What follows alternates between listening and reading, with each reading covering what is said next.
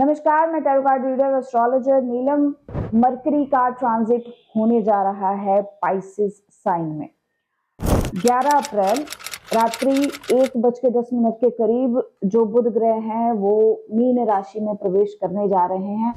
Mean राशि में प्रवेश करते साथ ही कुछ ग्रहों की ऐसी युति बनेगी या बनने जा रही है जिसका इम्पैक्ट आप अपने आम जीवन पर देख सकते हैं। और इसके साथ ही बड़े स्तर पर ये ग्रहों का ट्रांजिट जब भी होता है तो इवेंट्स जो हैं वो क्रिएट होना स्टार्ट हो जाते हैं। बताया गया है कि वो बनता है, ये एक अच्छा कॉम्बिनेशन है। लाइट की तरफ जब भी आपका दिमाग, लाइट सूर्य जो कि ज्ञान है, उसकी तरफ जब भी मरकरी बढ़ता है या उसके साथ जब भी रहता है तो एक अच्छी सोच व्यक्तित्व का व्यक्ति जो है वो बनता है। यहाँ पर ये जो ट्रांजिट है, ये जो ट्रांजिट होने वाला है, ये बहुत सारे ऐसे इवेंट को क्रिएट कर देगा। मान लीजिए किसी के साथ आपकी कहासुनी हो गई, कोई लड़ाई झगड़ा हो गया, अब वो ग्रज जो है हो सकता है ओवर द टाइम पीरियड 1 साल 2 साल 3 साल बाद उसके आउटकम आए, लेकिन जो इवेंट होने की जो बीजारोपण है वो ट्रांजिट के दौरान होता है।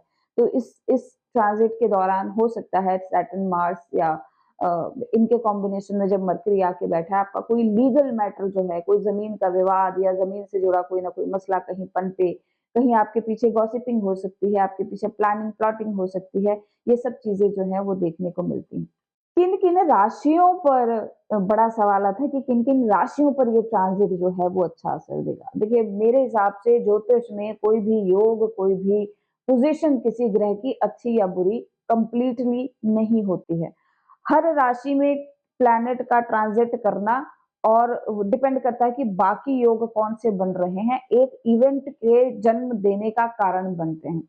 मरकरी अगर आप अपनी नेटिव चार्ट चार्ट में मरकरी जो है वो नीच का लेकर बैठे हैं, पाइसेस का लेकर बैठे हैं, तो यकीनन ऐसे जो व्यक्ति होते हैं वो थोड़े से इमोशनल ज्यादा होते हैं, खुद को अलग महसूस करते हैं। इनकी इनकी बुद्धि ना आम लोगों के से थोड़ा सा अलग चलती है, जिसे आप कह सकते हैं कि एक ऐसा फैमिली मेंबर जो आपकी फैमिली के बाकी सदस्यों के साथ जिसकी सोच नहीं मिलती, थोड़ा हट के सोच रहा है, थोड़ा ओवर सेंसिटिव है, थोड़ा किसी विषय को लेकर ज्यादा टची है, या अपने धुन में आके जो है वो डिसीजन लेता है, या बहुत ज्यादा एक्स्ट्रा ऑर्डिनरी जो है वो कोई कला लेकर बैठा है, कोई उसके अंदर टैलेंट है, कुछ ऐसा हिडन टैलेंट है जो बाकी लोगों में नहीं है। तो इस तरीके से ये जो मरकरी का ट्रांजिट है वो वर्क करता है। यहाँ पर ये ट्रांजिट जो है, अगर मैं बात करूँ तो मेष राशि वालों के लिए 12th हाउस में होगा। मैं लग्न के हिसाब से बता रही हूँ, 12th हाउस में ट्रांजिट होगा, जो कि बहुत अच्छा ट्रांजिट नहीं माना जाएगा। बहुत अच्छे इम्पैक्ट इसके नहीं देखने को मिलते हैं एरीज वालों के लिए। टॉरस वालों के लिए ये जो राशि परिवर्तन है या बुध का पाइसेस में ट्रांजिट है, थोड़ा बहुत अच्छा रिजल्ट लेकर आता है, क्योंकि यहाँ धनेश जो है धन भाव का स्वामी होकर पाइसेस जो है वो 11वें एकादश भाव में जाकर बैठ जाएंगे। तो ये एक अच्छी पोजीशन है। जेमिनाई वालों के लिए काफी अच्छा योग बनता है। केंद्र का स्वामी केंद्र में आ जाए तो केंद्राधिपति दोष तो लगता है, लेकिन लगन जब कर्म भाव में, लगन का स्वामी जब कर्म भाव में आ जाता है तो ये अपने आप में एक कर्मठता की कुंडली बनती है। कर्मठ लोग होते हैं ऐसे, बिजनेस में काफी अच्छा इनका रुतबा होता है या दिमाग चलता है इनका। कैंसर वालों के लिए अगर मैं बात करूं तो ये कॉम्बिनेशन ठीक ठाक काम करेगा। अगर कैंसर साइन राइजिंग है आप, और यहाँ पर जो मरकरी का ट्रांजिट है वो आपके 9th हाउस में होगा, भाग्य स्थान पर होगा। नवम भाव में अगेन बुध जो है वो मरण कारक स्थिति में हो जाता है, इतना अच्छा वर्क नहीं करता, लेकिन फिर भी योग जो है वो आपको अच्छे बना के देता है। बाय लक आपको कई सारी चीजें जो है वो मिल जाती हैं। देखिए, गुरु के घर में ना मरकरी की ज्यादा चलती नहीं है, मरकरी ज्यादा अच्छा परफॉर्म नहीं कर पाता, क्योंकि वो एक ऐसा बच्चा है जो जो हर चीज सीख कर अपनी क्यूरियोसिटी से, अपनी बुद्धिमत्ता पर विश्वास रखता है। लेकिन जरूरी नहीं कि आपके दिमाग में जो चीज सही है वो यूनिवर्सली भी वो उतनी ही सत्य और उतनी ही सही है। हो सकता है कि आपका विचार आपके लिए सही हो, लेकिन जो परम सत्य है वो आपके विचार से कहीं ज्यादा बड़ा और बहुत ज्यादा परफेक्ट हो सकता है। बुद्धि गलत हो सकती है लेकिन ज्ञान गलत नहीं होता। ये फैक्चुअल चीज़ है। तो यहीं पर आकर आप मरकरी और जुपिटर की जो एक लड़ाई है वो देख सकते हैं, या देखा जा सकता है कि मरकरी जो है वो जुपिटर से यहाँ उसके भावों में आके उस तरीके से परफॉर्म नहीं कर पा रहा, या उस तरीके से नहीं चलता है जैसे चलना चाहिए।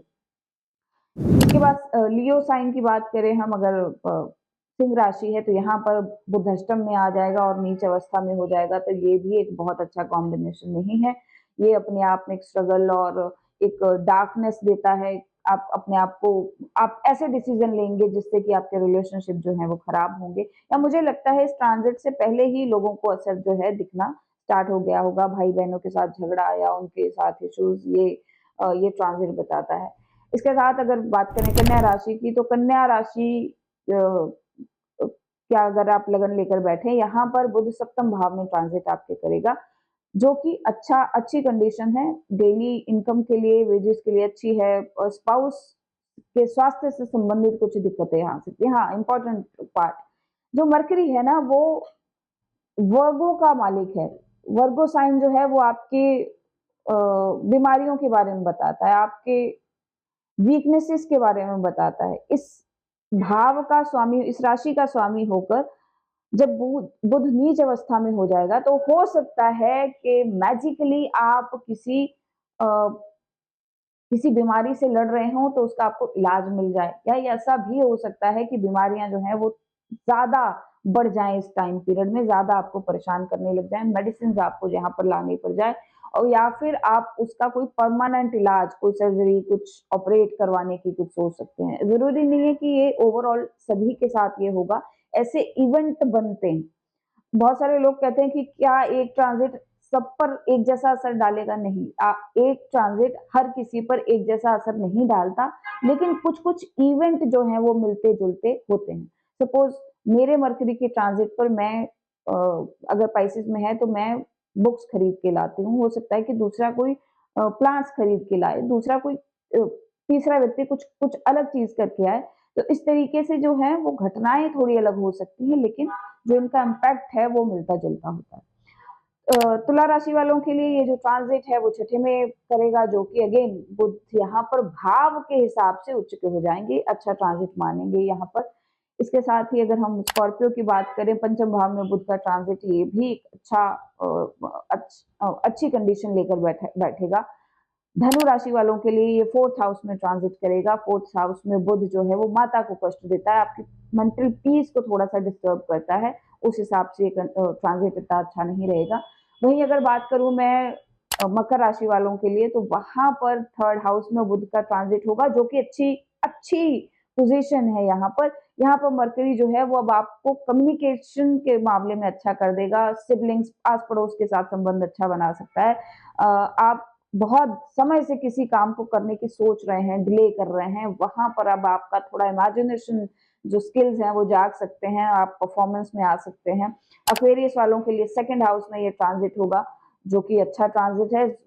बुध जब वाणी के घर में आ जाता है ना, तो आपको स्किल्स अच्छी देता है, अच्छी अपॉर्चुनिटीज देता है, धन के स्रोत जो है वो बढ़ने शुरू हो जाते हैं। दुर्गा उपासना यहाँ पर बहुत ज्यादा फायदेमंद सिद्ध होती है।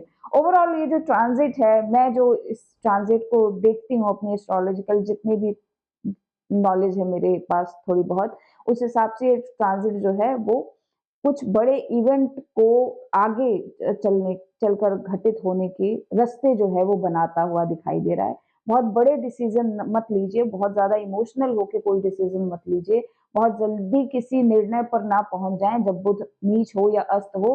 तो ऐसे में आपकी बुद्धि जो है वो इतनी ज्यादा डेवलप होकर काम नहीं कर रही होती, आप गलतियां कर सकते हैं, आप चूक कर सकते हैं। तो मेरी सलाह यही है कि इस ट्रांजिट का समय जो अवधि बहुत कम है उसको बीत जाने दें। एरीज में जब मरकरी ट्रांजिट करे, तभी कोई आप बड़े अपने फाइनेंशियल डिसीजन जो है वो लें। तो ये था बुध का ट्रांजिट। धन्यवाद।